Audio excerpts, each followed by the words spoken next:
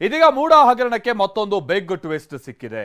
ಮೂಡಾದಿಂದ site ಹಂಚಿಕೆಯಾದ ವರ್ಷಕ್ಕೂ CM ಪತ್ನಿಯ ಸಹೋದರ ಜಮೀನು ಖರೀದಿಸಿದ ವರ್ಷಕ್ಕೂ ಬಹಳ ವ್ಯತ್ಯಾಸ ಕಂಡುಬಂದಿರೋದು ಪತ್ತೆಯಾಗಿದೆ. ಖುದ್ದು ಮೂಡಾಗೆ ಸಿಎಂ ಸಿದ್ದರಾಮಯ್ಯ ಪತ್ನಿ ಬರೆದಿರುವಂತಹ ಪತ್ರದಲ್ಲೂ ಕೂಡ ಇದು ಉಲ್ಲೇಖ ಆಗಿದೆ.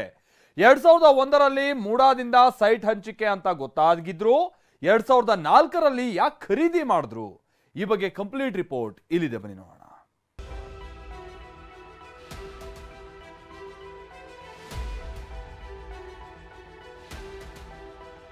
ಮೂಡಾ ಹಗರಣದಲ್ಲಿ ಸಿಎಂ ಸಿದ್ದರಾಮಯ್ಯಗೆ ತಾತ್ಕಾಲಿಕ ರಿಲೀಫ್ ಸಿಕ್ಕಿದೆ.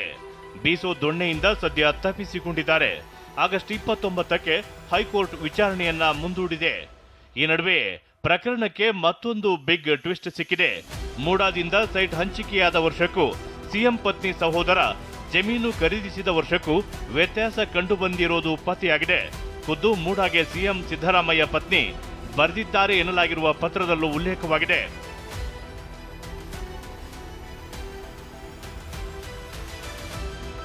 ಸಿಎಂ ಸಿದ್ದರಾಮಯ್ಯ ಪತ್ನಿ ಪಾರ್ವತಮ್ಮ ಬರೆದಿದ್ದಾರೆನ್ನಲಾದ ಪತ್ರ ಲಭ್ಯ. ಸೈಟ್ ಹಂಚಿಕೆ ಬಳಿಕ ಜಮೀನು ಖರೀದಿಸಿದ ಸಿಎಂ ಬಾಮೈದ. ಮೂಡಾಗೆ ಸಿಎಂ ಸಿದ್ದರಾಮಯ್ಯ ಪತ್ನಿ ಬರೆದ ಪತ್ರದಿಂದ ಪ್ರಕರಣಕ್ಕೆ ಇದೀಗ ಹೊಸ ಟ್ವಿಸ್ಟ್ ಸಿಕ್ಕಿದೆ.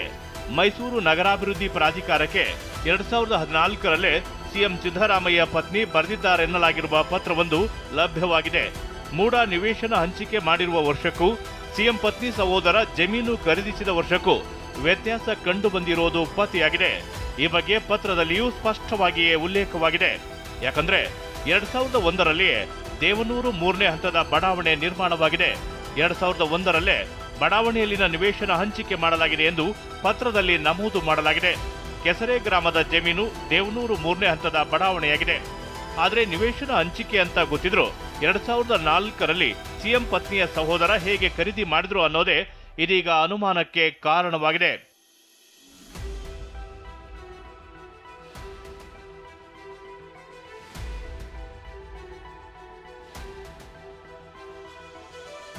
ಎರಡ್ 2004ರಲ್ಲಿ ಸಿಎಂ ಸಿದ್ದರಾಮಯ್ಯ ಪತ್ನಿಯ ಸಹೋದರ ಸೈಟ್ ಖರೀದಿ ಮಾಡ್ತಾರೆ. ನಂತರ 2010ರಲ್ಲಿ ಸಿಎಂ ಪತ್ನಿಗೆ ಗಿಫ್ಟ್ ರೂಪದಲ್ಲಿ ಕೊಡ್ತಾರೆ. ಇಷ್ಟೆಲ್ಲ ಆದರೂ ಸುಮಾರು 10 ವರ್ಷಗಳ ಕಾಲ ಸುಮ್ಮನೆ ಯಾಕಿದ್ರು ಅನ್ನೋದು ಮತ್ತೊಂದು ಅನುಮಾನ ಆಗಿದೆ.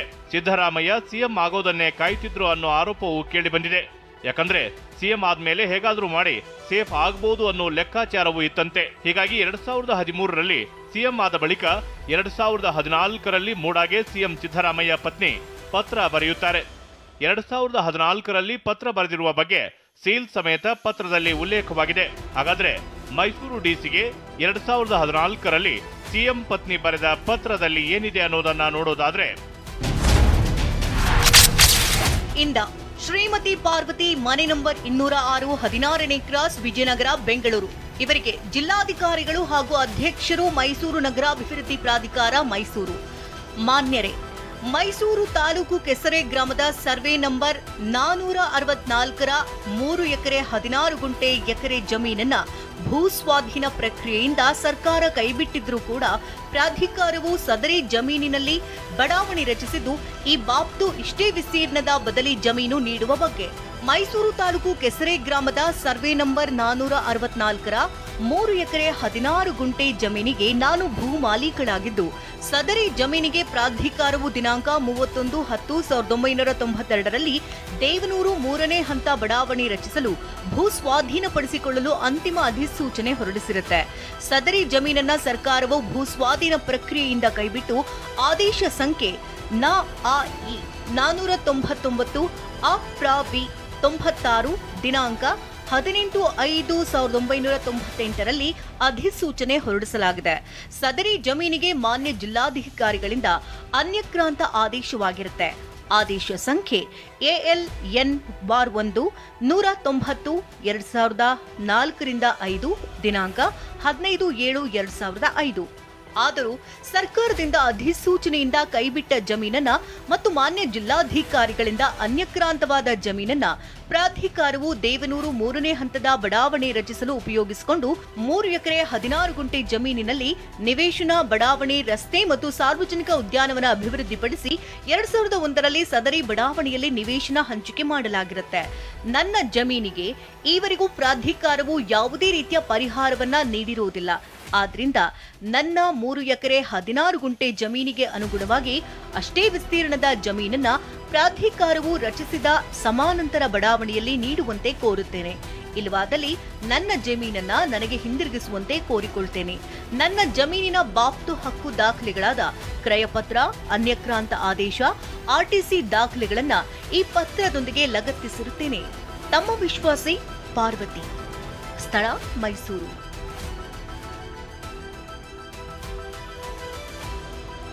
ಮೂಡ ಹಗರಣ ಮುಚ್ಚಿ ಹಾಕಲು ಯತ್ನಿಸಿದ ಅಧಿಕಾರಿಗಳು ಯಾವ ಸ್ಥಳದಲ್ಲಿ ಎಂದು ಬರೆದ ಜಾಗಕ್ಕೆ ವೈಟ್ನರ್ ಹಾಕಿದ್ರ?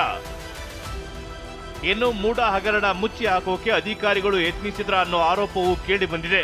ಯಾಕಂದ್ರೆ ತಮ್ಮ ಭೂಮಿಗೆ 50-50 ಅನುಪಾತದಲ್ಲಿ ಪರ್ಯಾಯ ನಿವೇಶನ ಕೊಡಿ ಅಂತ ಪತ್ರ ಬರೆದಿರೋದ್ರಲ್ಲಿ ಉಲ್ಲೇಖವಾಗಿದೆ. ಪತ್ರದಲ್ಲಿ ಯಾವ ಸ್ಥಳ ಅನ್ನೋದರ ಮೇಲೆ ವೈಟ್ನರ್ ಹಾಕಿರೋದು ಪತ್ತೆಯಾಗಿದೆ.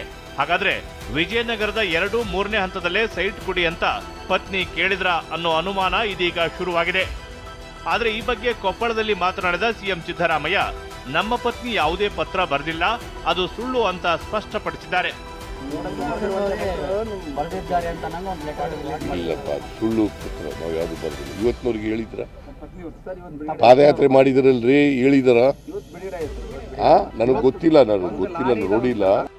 ಒಟ್ಟಾರೆಯಾಗಿ 2014ರಲ್ಲಿ ಮೂಡ ಅಧಿಕಾರಿಗಳು ಹಾಗೂ ಡಿಸಿಗೆ ಸಿಎಂ ಸಿದ್ದರಾಮಯ್ಯ ಪತ್ನಿ ಬರೆದ ಪತ್ರ ಇದೀಗ 10 ಅನುಮಾನಗಳನ್ನೇ ಸೃಷ್ಟಿ ಮಾಡಿದೆ. ಮೂಡಾದಿಂದ ನಿವೇಶನ ಹಂಚಿಕೆಯಾಗಿರೋದು ಗೊತ್ತಿದ್ರು 2004ರಲ್ಲಿ ಕೃಷಿ ಜಮೀನು ಅಂತ ಯಾಕೆ ಖರೀದಿಸಿದ್ರು ಅನ್ನೋದೇ $1 ಮಿಲಿಯನ್ ಪ್ರಶ್ನೆಗಳನ್ನೇ ಹುಟ್ಟು ಹಾಕಿದೆ. Bureau report, TV9.